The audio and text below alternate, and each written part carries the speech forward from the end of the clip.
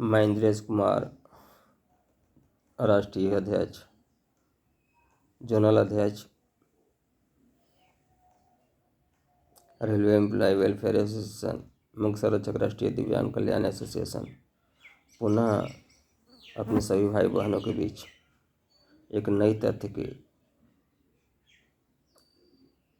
और ध्यान आकर्षित करना चाहता हूँ, जिस तरफ शायद ही हमारे किसी भाई बहन का ध्यान गया होगा, जिसकी जानकारी के अभाव में हम भ्रमित हो रहे हैं और कुछ लोग हमारा गलत तरीके से इस्तेमाल कर रहे हैं। निःशक्त अधिनियम 2016 की धारा 60 के तहत ये प्रावधान किया गया है कि राज्य स्तर पर और केंद्र स्तर पर एक परामर्शदात्री कमेटी की गठन होना चाहिए, गठन होने का प्रावधान है,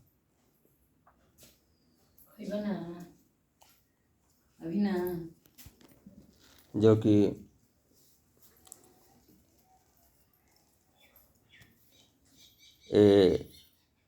एडवाइजरी कमेटी दिव्यांग के जीवन से जुड़े प्रत्येक क्षेत्रों के समस्याओं से संबंधित कल्याणकारी कार्य करने, उनको बेहतर से बेहतर सशक्त करने, शिक्षा के क्षेत्र में, रोजगार के क्षेत्र में, पेंशन के लिए या किसी भी प्रकार के कल्याणकारी कार्य के लिए क्या करना है, ये अनुशंसा करती है। तब जाकर वो बेनिफिट हमारे भाई बहनों को मिल पाता है। निःशक्त अधिनियम की धारा 66 2016 का 66 निःशक्त अधिनियम 2016 की धारा 66 के तहत राज्य स्तर पर परामर्शदात्री समिति एडवाइजरी बोर्ड का गठन किया गया है, जिसमें से कई सदस्य रहते हैं, लगभग सारे डिपार्टमेंट से सदस्य रहते हैं और समाज कल्याण विभाग के भी मंत्री रहते हैं। इसमें 5 एक्सपर्ट PWD होते हैं, जो PWD के क्षेत्र में विशेष योग्यता रखते हैं, यह जानकारी होती है। इसके अलावा 10 सदस्य जहाँ तक संभव हो ऐसे PWD होते हैं, ऐसे दिव्यांग होते हैं जो किसी NGO से, गैर सरकारी संगठन, किसी NGO से जुड़े होते हैं, जो NGO दिव्यांगता के क्षेत्र में कार्य कर रही है। तो मैं ये जानना चाहता हूँ कि ये 15 दिव्यांग एडवाइजरी कमेटी में क्या कर रहे हैं। क्या इनको किसी की समस्या से पता नहीं है?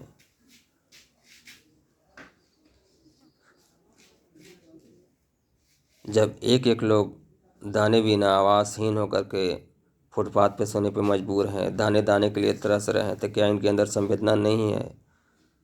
ये अनुशंसा नहीं कर सकते? हम 400 रुपये के लिए सरकार को दोषी दे रहे हैं और धरना प्रदर्शन के लिए किसी के बुलावे पर गांधी मैदान में लाखों लाख की तादाद में इकट्ठा हो जा रहे हैं, लेकिन कभी हमने जानने की कोशिश की कि इसके पीछे क्या कारण है, हमें लड़ाई कहाँ लड़नी है। जब हमारे कल्याण के लिए बैठा हमारे ही भाई, जो 5 एक्सपर्ट मेंबर्स होते हैं दिव्यांग, जो राज्य सरकार द्वारा नॉमिनेट किए जाते हैं, ये कौन लोग हैं जो दिव्यांग दर बदर की ठोकरें खा रहा है। मैं बहुत सारे केसेज, बहुत सारे हालात वायरल हो रहे हैं, लेकिन इनकी ओर इनका ध्यान नहीं जा रहा है। ये क्या कर रहे हैं? वो 10 मेंबर्स कौन हैं जो NGO से नॉमिनेट किए गए हैं, और वो NGO कौन है जो दिव्यांगता के क्षेत्र में कार्य करते हुए दिव्यांगता के प्रति इनके मन में कोई संवेदना नहीं। इसलिए आप सभी से मैं अनुरोध करता हूँ कि धरना, रैली, प्रदर्शन, ये सब में कुछ नहीं रखा है, बल्कि इससे आम जनता को परेशानी होती है। हमारी भीड़ के कारण रास्ते में रुकावट आती है, गतिविधियों में अवरोध पैदा होता है, उस अवरोध में ऐसे ऐसे मरीज भी रहते हैं जो जीवन और मौत के बीच में झूल रहे होते हैं और थोड़ी सी देर के कारण उनकी मौत भी हो जाती है, जिसका जिम्मेवार स्वयं हम होते हैं।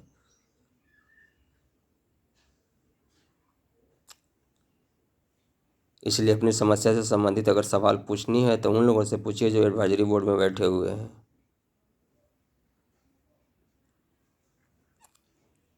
PWD एक्ट 2016 के सेक्शन 60 के तहत ही डिस्ट्रिक्ट लेवल पर भी एडवाइजरी बोर्ड का गठन किया गया है। क्या डिस्ट्रिक्ट लेवल पर कोई जाने का प्रयास किया कि इसमें जो भी PWD मेंबर्स हैं जो सरकार द्वारा नॉमिनेट किए गए हैं वो कौन हैं या क्या कर रहे हैं, या हमारे ध्यान किसी ने इस ओर आकर्षित किया गया कि एडवाइजरी बोर्ड है क्या? एडवाइजरी बोर्ड प्रत्येक प्रकार के दिव्यांगों के लिए एक अहम बोर्ड होता है। एडवाइजरी बोर्ड के ही अनुशंसा पर दिव्यांगों को विकासात्मक कार्य या किसी भी प्रकार की समस्या का निराकरण किया जाता है, क्योंकि जब तक एडवाइजरी बोर्ड किसी चीज़ की अनुशंसा नहीं करती तब तक हमें उसका लाभ नहीं मिलता। ऐसा नियम जो किसी दिव्यांग के विकास के क्षेत्र में अवरोध पैदा कर रहा हो, नियम को हटाने का अधिकार भी एडवाइजरी कमेटी को है। एडवाइजरी कमेटी इस रूल को स्क्रैप करने के लिए अनुशंसा कर मंत्रालय में भी संबंधित मंत्रालय में भेजती है। एडवाइजरी कमेटी दिव्यांग को एम्पावरमेंट करने के लिए, खेल के क्षेत्र में प्रोत्साहित करने के लिए, आवास मुहैया कराने के लिए, पेंशन के लिए, रोजगार सृजन के लिए, लोन मुहैया कराने के लिए, यह दिव्यांग के जीवन से जुड़े सभी क्षेत्रों में आगे बढ़ाने के लिए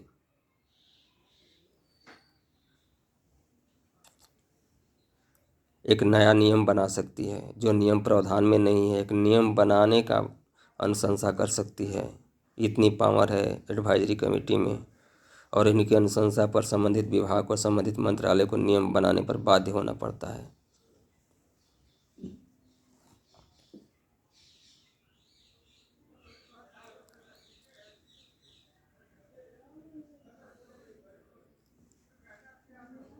इसलिए मैं आप सभी भाई बहनों को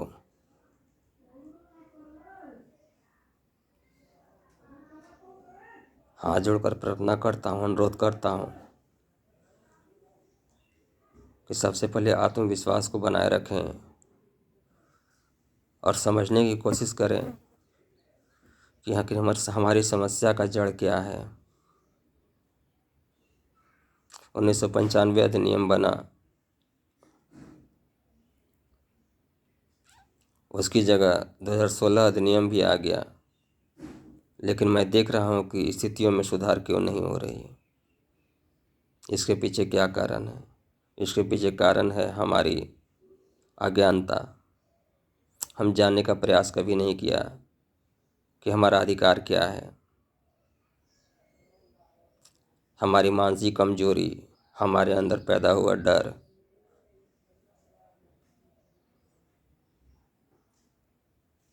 अगर अपने जीवन में पूरे मान सम्मान के साथ, अपने पूरे अधिकार के साथ जीना है तो आत्मविश्वास पैदा कीजिए।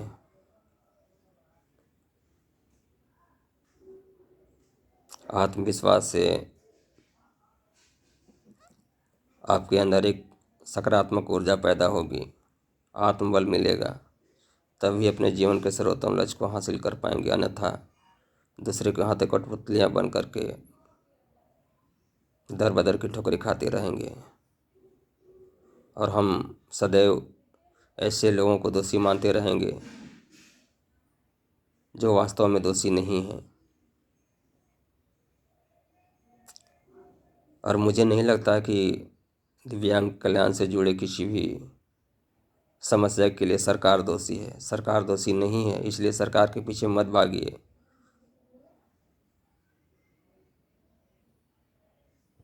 सवाल करना है तो एडवाइजरी कमेटी से कीजिए, एडवाइजरी बोर्ड के मेंबर से कीजिए। जो डिस्ट्रिक्ट लेवल और स्टेट लेवल या सेंट्रल लेवल पर कार्य कर रही है।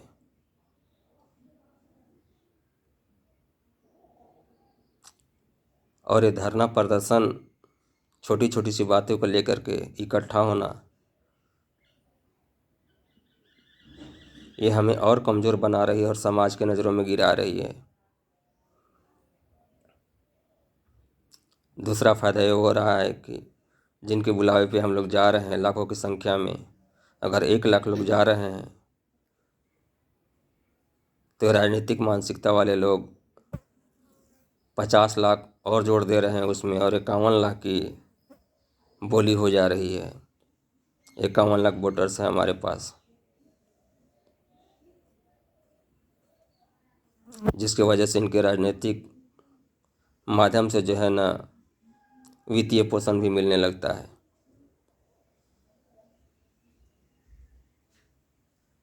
इसलिए ये सब चीज़ से बच कर रहें बाबा टुकटुक का खाना और कोई भी कार्य करने से पहले टुकटुक का खाना नियम अधिनियम ये सारी चीज़ की जानकारी कर लें, तभी कदम आगे बढ़ाएं और किसी के बहकावे में आकर के खुद को परेशान न करें।